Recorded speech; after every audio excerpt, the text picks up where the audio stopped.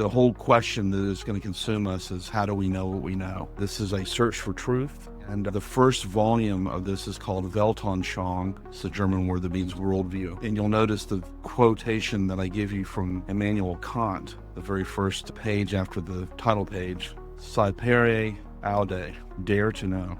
So how do we know what we know? And the next question that you have to ask is not only how do we know what we know, but what is knowledge in the first place? So before you can even begin to ask, how do you know what you know, you have to ask the question, how do I even define this word called knowledge?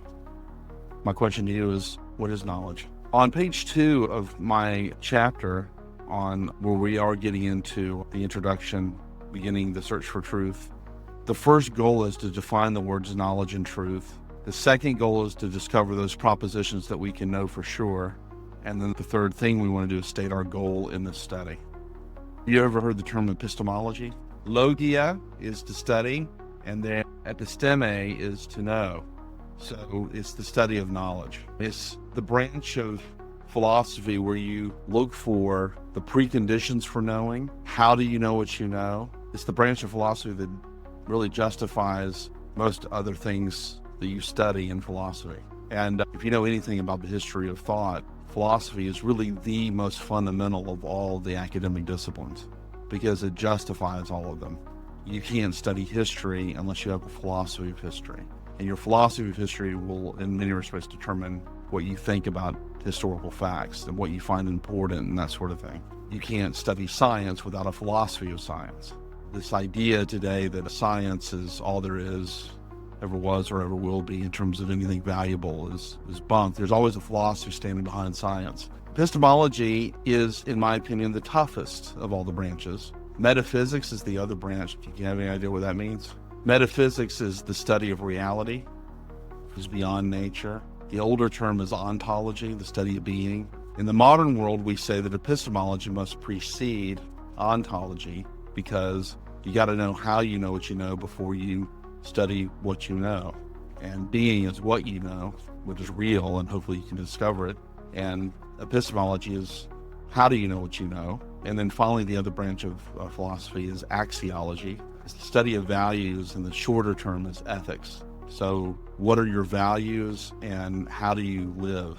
So that's what philosophy is. It's epistemology, ontology, and ethics.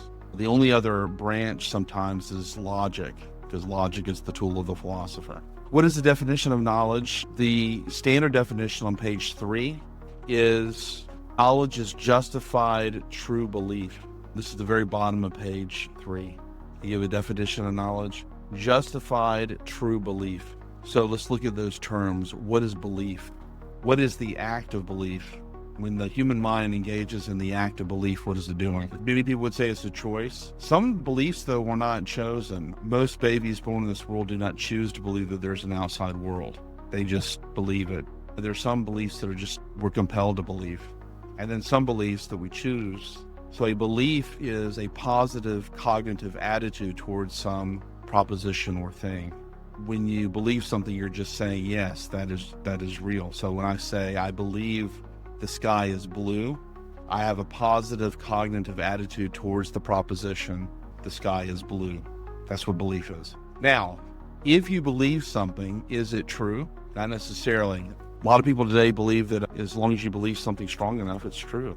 Why wouldn't you hold to that? We have examples in our life all the time where we can point out a case where we believe something very strongly and it turned out not to be so.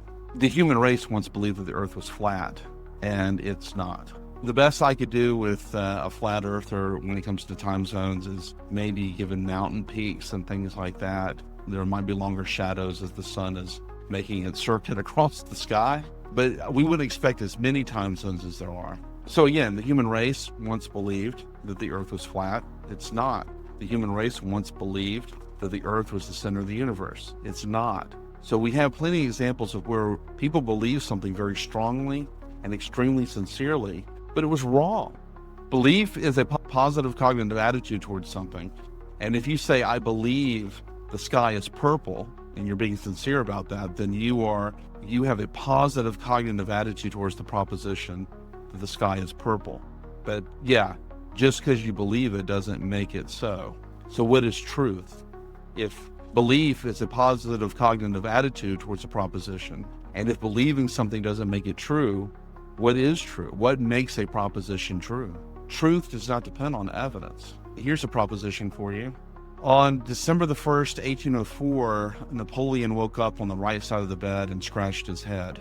Now that proposition is either true or false. By the way, he could have woken up on the right side of the bed and not scratched his head. He could have woken up on the right side of the bed and scratched his head.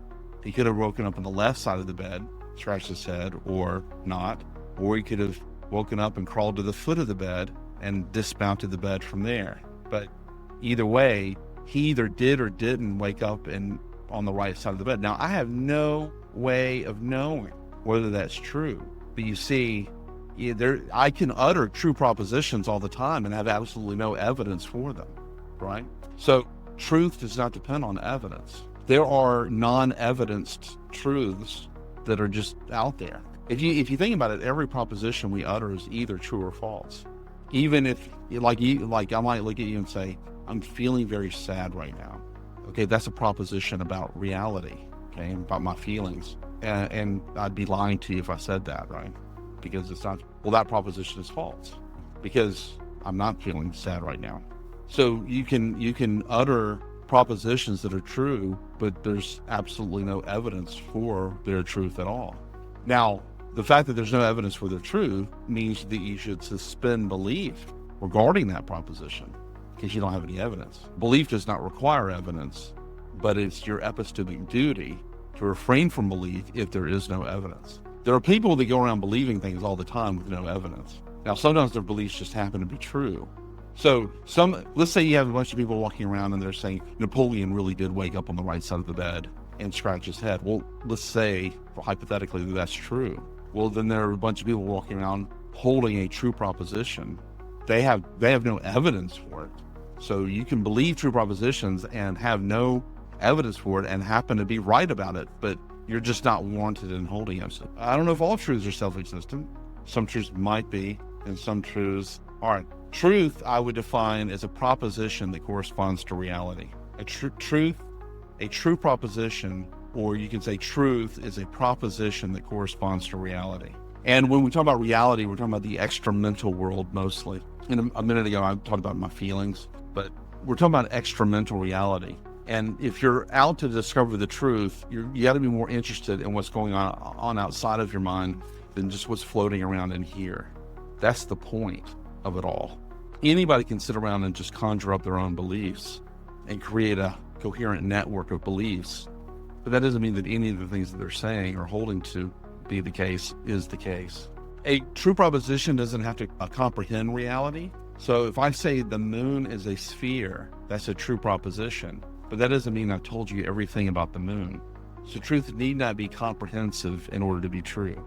Also, the person uttering the proposition, his stance on things has no bearing on the truth of the proposition. So let's say that I'm a complete imbecile and I just happen to conjure up the point that the moon is a sphere. Well, I've said something true even if I'm a complete moron, even if the person uttering the proposition is unreliable. Its truth is not dependent upon the person.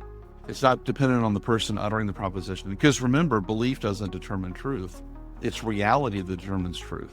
So in your mind, in reality is the most important thing you can do. Reality is an intuitive notion. It's hard for me to give a definition of reality, but I think we all intuitively realize that there's a difference between what's going on in my mind and what's going on outside in the outside world. Now, some people want to say that there is no difference between the mental world and the quote-unquote real world.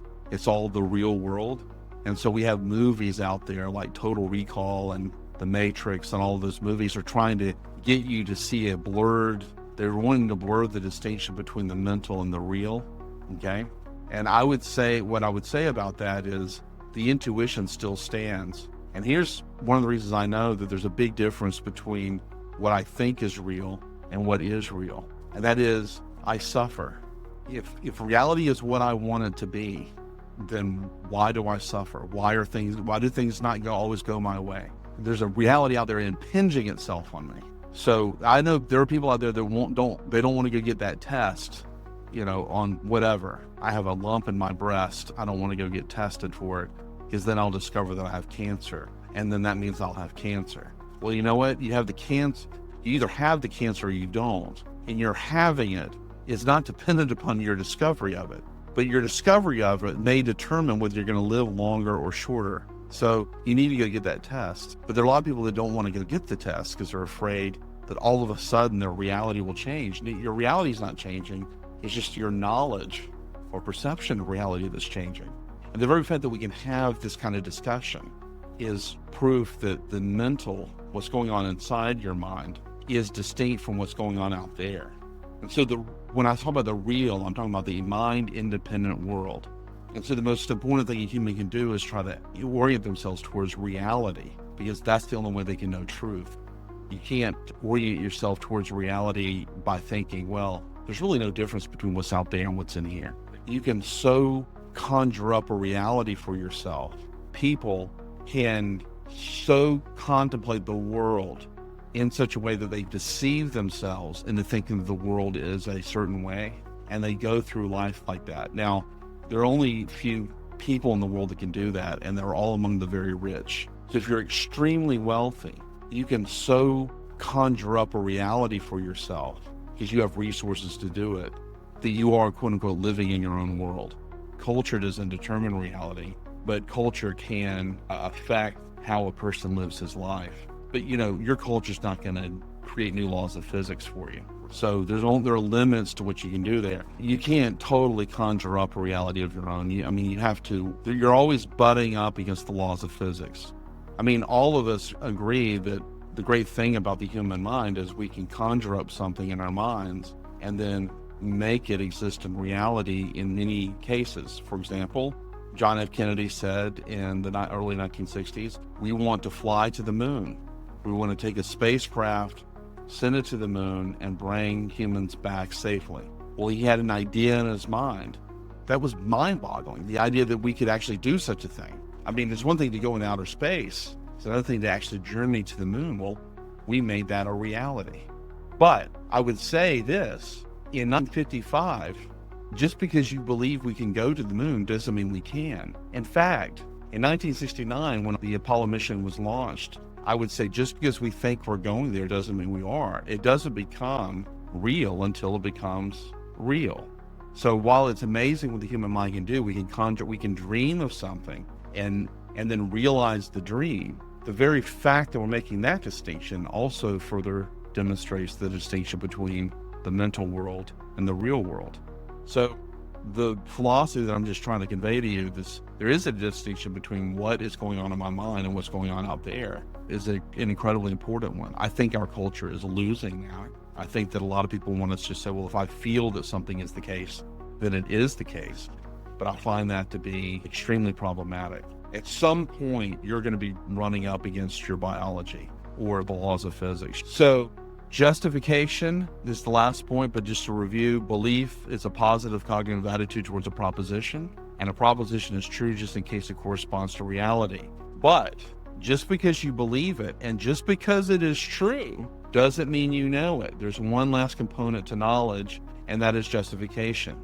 And just to give you an illustration of how you can believe something, it be true, and you still not know it. Have you ever taken a test where you guessed at all the answers and yet you still got like a 100 or something? Yeah, we've all taken tests where we didn't really study that hard. We went in because we thought it might be an easy test, and we looked at it and we were like, oh, sweet Moses. And we guessed at all of the answers. They were multiple choice, say. We didn't know any of them, but we guessed and we still passed, or maybe even luckily got a 100. When I was a sophomore, I didn't study at all for a geometry test, didn't know the material at all, and got a 100. Now, that doesn't happen often. That's a very rare thing for me. It was one of the worst things to happen to me. It was early in the year, and as we went on in the course and it got harder, I started doing worse and worse. But you can't say that I knew the material on that test, even though I believed that this should be the right answer, and the right answers ended up being the right answers. They ended up being true. That doesn't mean that I knew it. So you can believe something, it be true, and not know it. For example, you can believe that Napoleon woke up on December the 1st on the right side of the bed in 1804. but that doesn't mean you know it, even if the proposition is true. So you need justification. Justification is really, it's hard to define justification, but we usually give synonyms for the term justification. In this context, we say there's warrant for the proposition, or there's good evidence for the proposition, or there are good reasons, or there's a good argument for this proposition. That's it. That is our study of the definition of knowledge. Now we have to ask ourselves, and this is where we lead into part two, justifying our truth claims. How do you justify any claim that you make about the world? I get into two theories of how we justify our truth claims. And what this involves is the structure of knowledge. How do you structure your knowledge claims? This is actually one of the easier things you have to deal with. It's the source of knowledge that becomes a little tricky. But the structuring of knowledge is actually quite easy. But there are two options. One is coherentism, and the other is foundationalism. And I am a foundationalist. I am not a coherentist.